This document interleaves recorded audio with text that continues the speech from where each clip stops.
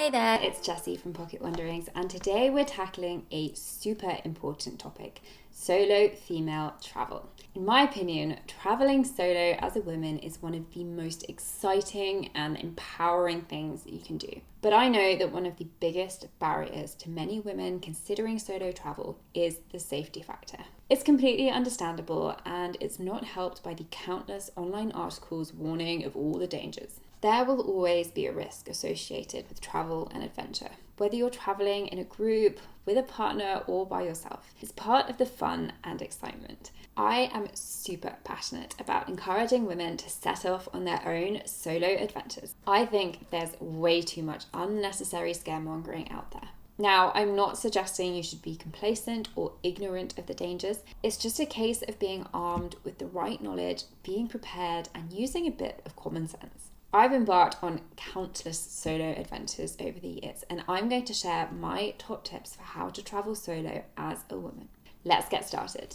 Okay, so tip number 1 is put thought into choosing your destination. So first things first, where should you go? This is such an important part of planning because, let's face it, every destination offers a different vibe, culture, and level of safety. I'm not saying you should only stick to places that are labelled safe for women, but it's important to consider what kind of experience you want. Are you after a beach getaway, a cultural experience, or something adrenaline-packed? For your first solo trip, you might want to go somewhere that's easy to navigate and where you feel comfortable. So wherever you choose, do your research to ensure it aligns with your travel goals and comfort level. So tip number 2 is start with a location that isn't too overwhelming. Now, if this is your first time traveling solo, I recommend starting somewhere that's closer to home. It's totally okay to take baby steps when it comes to solo travel. The last thing you want is to throw yourself into a destination that feels like a massive culture shock and put yourself off solo travel for life. If you live in the UK, for example, maybe try a trip within Europe before you dive into a month-long adventure in Southeast Asia. Think of it as a warm-up trip. You'll build your confidence and get a feel for what solo travel is all about without feeling too out of your depth. Tip number 3 is do your research because knowledge is power. Research is your best friend when traveling solo. Knowing a bit about the place you're visiting can really help you feel more confident and prepared. I like to check out travel blogs, YouTube videos, and even ask friends who've been there before. You want to know the ins and outs of public transportation, money tips, and of course any safety advice specific to that destination. Preparation can go a long way in making you feel more secure when you're on your own. I personally love getting local restaurant recommendations ahead of time instead of wandering around aimlessly trying to find somewhere to eat. Tip number 4 is to book the first couple of nights of your trip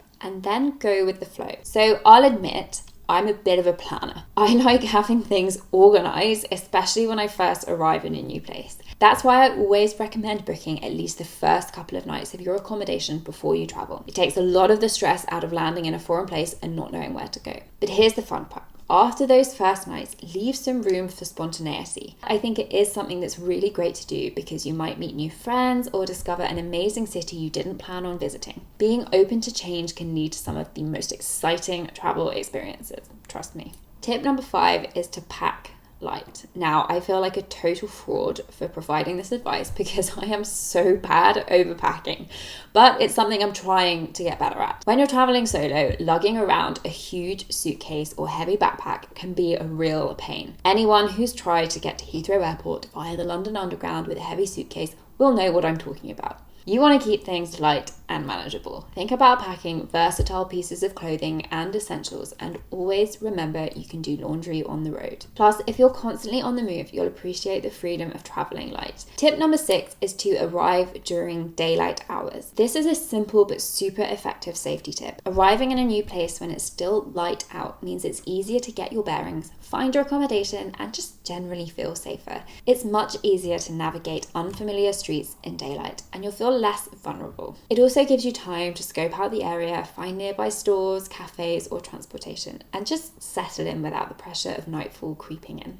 Tip number 7 is to connect with fellow solo female travelers. Here's one of the best things about traveling solo as a woman. you're going to meet so many other solo female travelers. There's a beautiful, supportive community of like-minded women out there who are just as excited about seeing the world as you are. Making connections with these travelers can really enrich your experience. You can share tips, travel stories, and maybe even team up for a day trip or meal. Apps like Meetup or Facebook groups dedicated to solo female travelers are great for finding these connections. I'll put some Facebook groups in the video description for you to check out. Tip number 8 is don't forget to chat with the locals. While it's amazing to bond with other travelers, don't overlook the locals. Locals can offer you insights that no guidebook can provide. Whether it's recommendations for the best hidden spots or just learning more about the local culture, interacting with the locals can make your trip so much more meaningful. In my experience, locals tend to be really open to helping solo female travelers. And let's face it, being a solo traveler makes you more approachable. You'll often find people are more willing to chat with you than they would be if you were in a big group. Tip number 9 is be kind, but don't be afraid to set boundaries. One of the hardest things for many of us, especially if you come from a culture that values politeness, is learning to set boundaries when needed. Most people you encounter will be friendly and respectful, but there are always those situations where you might feel uncomfortable. And that's when you need to put your foot down. You don't owe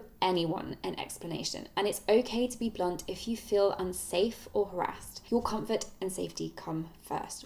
Always. Never feel guilty about that. Tip number 10 is to try to blend in and respect local customs. When you're traveling, especially solo, it's best to avoid drawing too much attention to yourself. This doesn't mean you can't express yourself, but just being mindful of local customs is important. Blending in also helps you feel less like a target and more like part of the community. It's all about showing respect for the culture you're visiting, and in return, you'll often find the locals are more welcoming and open to you. Tip number 11 is to build your confidence even if you have to fake it. Confidence is key when traveling solo, even if you're feeling a little unsure or nervous, and we all do. Acting confident can help you blend in, avoid unwanted attention, and also navigate tricky situations. And the great thing is that the more you travel solo, the more natural that confidence becomes. So please don't worry if you're feeling nervous if it's one of your first trips. It is totally normal. When in doubt, fake it till you make it. Walk like you know exactly where you're going, even if you're secretly pulling up Google Maps on your phone. People are less likely to approach or bother you if you look like you've got everything under control. Tip number 12 is to use common sense and trust your instincts. One of the most valuable things when you're traveling solo is your instinct. If something feels off or unsafe, trust that gut feeling. It's so important to listen to your body and your intuition. Whether it's choosing to leave a situation, declining an offer that doesn't feel right, or maybe just avoiding certain areas after dark, your instincts are your best guide. Using common sense is just as crucial. Stay aware of your surroundings, avoid flashing valuables, leave your expensive jewelry at home, and keep your important documents secure. It's all very common sense stuff, and hopefully things you'd be doing even if you were traveling in a group. It's really no different when you're traveling solo. Also, avoid oversharing, like telling people you've just met where you're staying, or even be careful if anyone's eavesdropping on your conversation with a friend. Sometimes it's the small things that make a big difference in keeping you safe and sound on your travels. Tip number 13 is to stay connected with someone back home. Even though you're out there embracing your independence, it's always smart to stay connected with someone back home. Share your travel itinerary with a friend or family member and check in every now and then just to let them know you're safe. This gives you an extra layer of security. Someone will always know where you are, just in case. I'd recommend turning on Find My Friends so your friend, family member or partner can see where you are. And if you're changing your plans or moving to a new destination, make sure you update them too. Tip number 14 is a boring admin one, but important nonetheless. Keep copies of important documents. Your passport, travel insurance, accommodation details, have a digital backup and maybe even a printed copy. Fully old school, I know, in case something happens to the originals. Store these copies separately from the originals, like in your hotel safe or a secure cloud service. You don't want to be caught in a tricky situation without access to these important papers, especially when you're far from home and on your own. Also, make a note of any emergency numbers. This is just good practice for any traveler, solo or not. Always make a list of any key emergency numbers from medical emergencies to insurance. I'd recommend saving them into your phone so they are easily accessible. I'd also advise that you write them down somewhere in case your phone goes on its own little adventure. You'll probably never need to use them, but it's better to be prepared. Okay, tip number 15 is to be careful with alcohol consumption. Now, it does kill me a bit to include this tip because I hate telling women that they shouldn't drink too much to avoid putting themselves at risk. I hate it. Having fun is part of the travel experience, but when you're solo, it's important to be extra cautious with alcohol. There's just no getting around the fact that it makes you more vulnerable and less in control of the situation. Also, keep an eye on your drink at all times, just like you would back home. Tip number 16 is to use a money belt or anti-theft bag. When you're traveling alone, keeping your valuables safe is crucial. I always recommend using a money belt or an anti-theft bag. These might not be the most fashionable accessories, but they can prevent pickpocketing and keep your essentials secure. Money belts fit discreetly under your clothes and can hold things like cash, cards, and your passport. Anti-theft bags are great too. They often have locking zippers, slash-proof materials, and RFID blocking technology. It's all about peace of mind, knowing your belongings are safe while you're exploring. Tip number 17 is to reassure family members. Traveling solo can be incredibly stressful for your friends and family. I think this is especially true for older generations who are perhaps less likely to have experienced solo female travel. If they are worriers by nature, then they'll latch onto the negatives and potential risks. First up, don't let them put a downer on your adventure, but do listen and try to understand their concerns. Try showing them blogs or vlogs of the places you're traveling to, which have been created by people who look like you. Try to get them on board with your excitement and reassure them that you are smart, sensible, and well prepared. Also, be sure to keep them in the loop while you're traveling. And if you're going to a place where you may not have access to the internet for a few days, then just give them a heads up. Trust me, dropping off the face of the planet without warning will not be helpful for their nerves. Tip number 18 is to be safety conscious, but don't be scaremongered. There is a lot of advice out there for solo female travelers. Too much of it, in my opinion, is focused on what you shouldn't do. Don't walk alone. Don't go out at night. Don't be too friendly. Don't be too rude. Don't drink. Don't eat. Don't breathe. It's exhausting and completely unnecessary. Add to the fact that many big media outlets love a good clickbait title. They love to shine a light on the absolute worst case scenarios or only the bad parts of traveling solo. It's essential to be safety conscious when traveling solo as a woman, and generally when traveling, full stop. But there is no need to be scaremongered.